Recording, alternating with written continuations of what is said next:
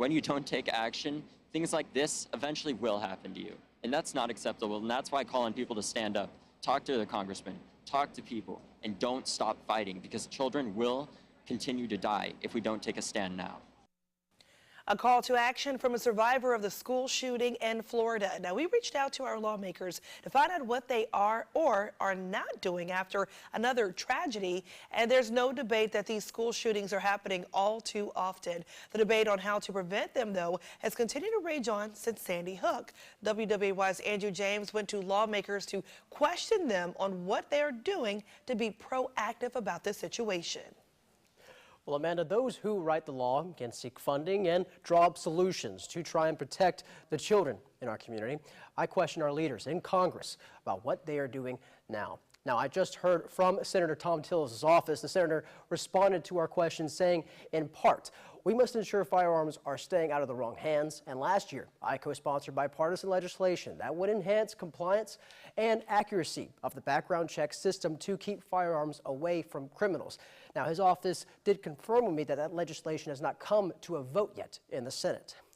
Moving over to Senator Richard Burr's office, he released this statement to us in part saying, quote, he has supported strengthening the national instant criminal background check system, as well as numerous mental health bills during his time in Congress. Now, they go on to say in part, quote, we must be able to efficiently and effectively screen would-be gun buyers for mental problems and criminal convictions. Now, I'm waiting to hear back from the office on what he plans to do in the current session to put those words into action.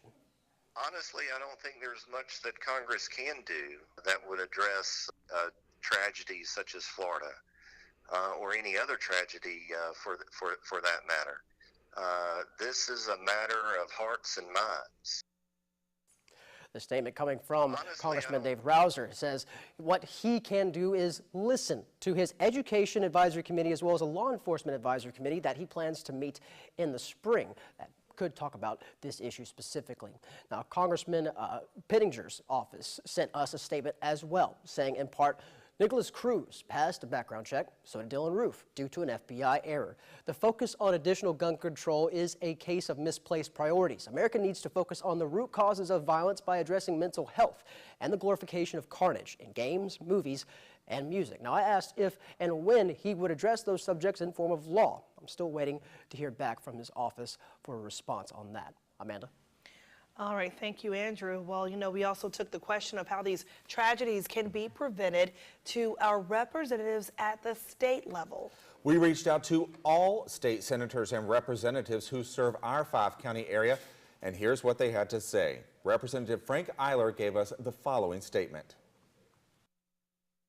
I think we need to do a better job of not just funding, but also best practices for mental health and detox to help head off some of the root causes of some of these folks that do crazy things.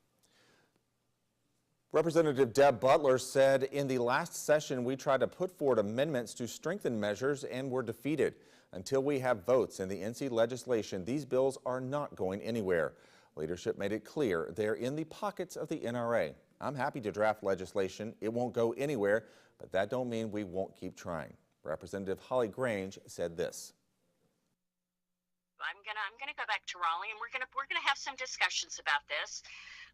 We're not in a bubble, but I'm telling you what we do now in Wilmington with, you know, as an example, Wilmington Health Access for Teens. I think that's a start. State Senator Michael Lee responded saying in part, while I have introduced legislation to find ways for patients and caregivers to better navigate a complicated mental health system, I do not have an immediate solution to prevent a tragedy like this. Senator Bill Rabin spoke with us on the phone. Making the schools safer, I think our officials everywhere are doing all they can. Are we going to have to completely block them down? I don't know, but we do have to do everything we can to ensure that our children are safe, not only at school, but in our parks and our theaters. Representative Bob Mueller said there is no solution right now. We have to wait for the facts, and that's all I have to say about it. Senator Ted Davis says there were multiple gun bills introduced last year. Some included more firearms training, while others...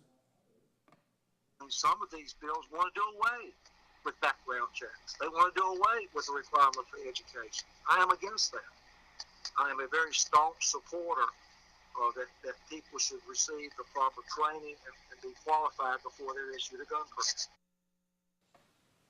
Well, Senator Danny Britt and Representative Bill Brisson and Brendan Jones did not return our calls or emails, which, you know, we've tried to reach out to everyone and give them a fair shot at giving us an answer, and they just did not. Yeah, all day, multiple times we've tried to reach all of them. Right.